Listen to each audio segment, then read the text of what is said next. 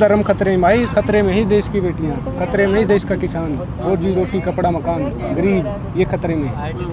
अगर है तो फिर काम कर लो।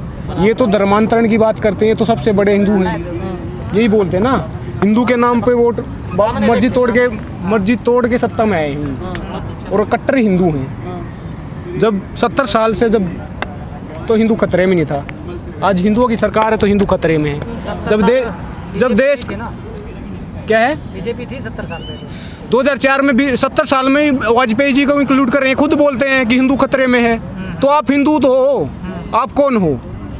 आप तो कट्टर हिंदू हो, हिंदू की बात करते हो। आप मुद्दा बनना चाहिए क्या, ये बात? बिल्कुल नहीं बनना चाहिए, मैं वही कहना चाह रहा हूँ। जब देश का राष्ट्रपति एक सिख था, मनमोहन सिंह, और प्रधानमंत्री और राष्ट्रपति APJ अब्दुल कलाम मुस्लिम था, जब तो हिंदू खतरे में था।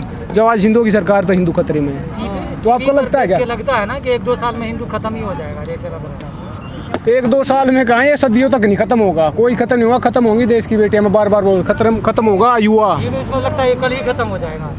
तो करवा लो ना, कौन मना कर रहा है? कार्रवाई कर लो। किससे खतरे में? एक तो आप ये बता दो, मुस्लिम से खतरे में क्या? किससे? जी न्यूज़ बता रहा है तो वही बता रहे हैं, उसके किससे खतरे में हो सकता है? उनकी आबादी तो 14-15% है, 20 करोड़ के आसपास है। 80% आदमियों को 15% आदमियों से कैसे खतरा हो सकता है? अगर है तो एग्जीक्यूट कर दो ना, काम तमाम कर दो, उनको कर दो ना काम। ऐसा भी नहीं करेंगे, मैंने बोला दिमाग में बैठा के रखना इनको, इस चीज़ पे डिबेट कराए जाएंगे, यही तो पोलराइजेशन है। और जब बचा लीजिए बीजेपी को वोट करके, यही मौका है, नहीं तो 2 साल में सच में खत्म हो जाएगा जो देख रहे हैं स्थिति। खत्म कुछ नहीं होगा भाई, ना तो हिंदू खत्म होगा ना मुसलमान खत्म होगा। खत्म हो गई देश में रोटी, खत्म हो गई देश में बेटी। मैं बार बार बोल रहा हूँ, रोजी रोटी कपड़ा मकान जो बुनियादी सवाल होता है उसको खत्म किया जा रहा है। इसको मतलब इसके चक्कर में, इसको बहकावे में अंग्रेजों ने क्या किया था, डिवाइड एंड रूल। ये क्या करते हैं, डिवाइड एंड रूल। हम रोजी रोटी की बात करेंगे, हिंदू मुसलमान की बात करेंगे, मंदिर मस्जिद की, फकीरी की, मूर्तियों की। तो काम करो ना आप, गंगा आरतियों पे दूध भी बढ़ गया है। इसी एजेंडा पे तो जीत जाते हैं ना हर जगह। कहाँ जीत जाते हैं? जब पूरा देश कोरोना से लड़ रहा था, ये इलेक्शन लड़ रहे थे। जब पूरा देश ऑक्सीजन वेंटिलेटर बेड्स के लड़ रहा है, ये एक ब्लू टिक के लिए लड़ रहे हैं। कौन याद रखेगा उसको 2022-24 में? तो इसीलिए तो आए हम, इसीलिए तो आया हूँ मैं। इस देश के युवाओं की जिम्मेवारी है, जो इंटेलेक्चुअल पढ़े लिखे, कम से कम थोड़ी बहुत नॉलेज है, उनको जागरूकता फैलानी पड़ेगी। जागरूकता फैलाते थे योगी जी, दे रहे हैं रोजगार, अब कर दिया। हिंदू का रोजगार से क्या लेना देना? अरे रोजगार भी है तो सड़कों पे क्यों घूम रहे? सबसे ज्यादा माइग्रेंट लेबर वहीं पे होते हैं। आप क्यों घूम रहे हैं फिर? उसी की बता दूं आपको, रोजगार नहीं है। कोशिश करी आपने? कोशिश नहीं है। अरे 2 बार मैं IPS लगने से रहा हूँ मैं। अच्छा। आप क्या बात कर रहे हो? अगर इस देश से करप्शन हटा दो, मैं गारंटी लिख के आज में नया तहसीलदार होता। 100 में से 99 नंबर आए थे। 2018 की बात है, 2021 है ये। अब बुलवा रहा हूँ इसलिए बोल रहा हूँ। अपने मुंह में या मिठू अपनी तारीफ करने की अपनी आदत नहीं है। हम बीजेपी वाले नहीं है, हमारा काम देखता है। बीजेपी वाले अपनी तारीफ करते हैं। और क्या करते हैं वो? सुनते हैं किसी की? सबकी सुनते हैं। तो सुन क्यों रहे? किसान क्यों नहीं सुन रहे? आपकी क्यों नहीं सुन रहे?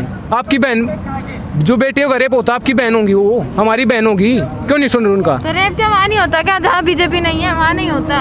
राजस्थान में नहीं है क्राइम रेट? तो फिर वो भी तो सेंटर की सरकार के अंदर आते, कानून बना देना। एक भी कानून नहीं इनके पास। जो विशाखा गाइडलाइन आई थी 1999 में, उनको इम्प्लीमेंट आज तक नहीं किया गया अच्छी तरह से। 2012 में निर्भया गैंग रेप के बाद वर्मा कमेटी बैठाई थी, उसकी गाइडलाइंस को आज तक लागू नहीं किया गया है। एक तो बात होती है समस्या का पता, समाधान तो तब निकलेगा ना, समस्या का पता होगा। लोगों को समस्या का नहीं पता है। आज भी हम अपने प्राइवेट पार्ट्स के बारे में अपने पेरेंट्स के साथ डिस्कस नहीं कर सकते। एड्रेस कैसे करोगे? समस्या का आपको पता ही नहीं है। उसको एक स्कार है, मतलब एक टैबू बना दिया है, जो बहुत ही गलत है। ओपन माइंड, लिबरल माइंड बोलते हैं डेमोक्रेसी। डेमोक्रेसी का क्या मतलब होता है? लिबरल थॉट्स है क्या? थिंकिंग ऐसी बांध के रख दिया उन्होंने। ये कल्चरल नेशनलिज्म की बात करते तो बनाने ना, कौन मना कर रहा है? मैं बोल रहा हूँ बार बार, उसके भरोसे पूरे देश को लूटा जा रहा है। ये आम जनता है, जो देश की गरीब जनता है, पूरी की पूरी 98% के आसपास गरीब है। ये 1-2% ही जो रोजी रोटी खा सकते हैं। अब मुझे बताइए, बोले गरीब नहीं है देश, डंका बज रहा है। 80 करोड़ जो आदमी है देश के, उनको PDS के थ्रू फ्री में अनाज दिया जाता है। 1 रुपये किलो, 2 रुपये किलो। आदमी जब सैलरी कमाता है, सबसे पहले पैसा कमाता, क्या खरीदता है? सबसे पहले तो खाना खरीदेगा, बाद में कपड़ा और रोटी, कपड़ा मकान, सबसे पहले खाना खरीदता है।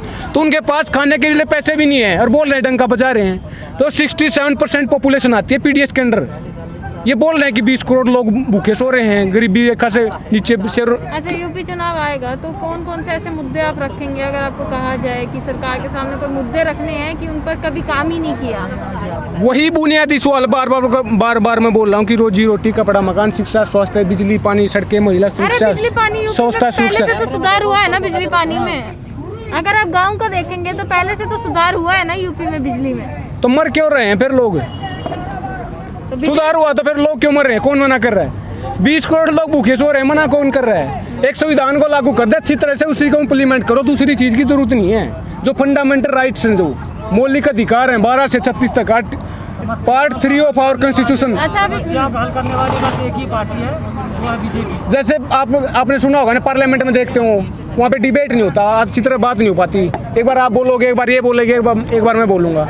ऐसा ही आपने पार्लियामेंट बना दिया इसका। एक सवाल पूछो तभी बता पाऊँ, मशीन थोड़ा ना, वो बटन दबा दिया चालू हो गया। सवाल ये है कि समस्या का हल जो है अब तक बीजेपी ही निकाल रही है। किस चीज़ की समस्या का निकाल रही?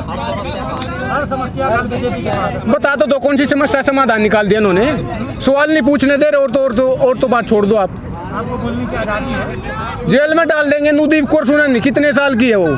दिशा रवि तो 21 साल 20 साल की है। मुंदी पुनिया कौन है? आपको तो नहीं डाला। बीके 16 बीमा कोरेगांव 16 आज तक अंडर ट्रायल 3 साल। क्या है? आपको तो नहीं डाला जेल में अभी तक। डलवा दो, फोन करके बोल दो ये बोल रहा है। यही चाहते हो क्या आप? नहीं, आप कह रहे जो बोलता है तो आप बोल रहे हैं और डाल देंगे, चिंता ना कर। अभी तक बात लंबी नहीं गई मेरे हिसाब से। जब लंबी चला जाएगी तब तो उनके रास्ते में आओगा ना, उस्टिकल आएगी तब आए डाल देंगे। 7 महीने से तुम बोले जा रहे हो।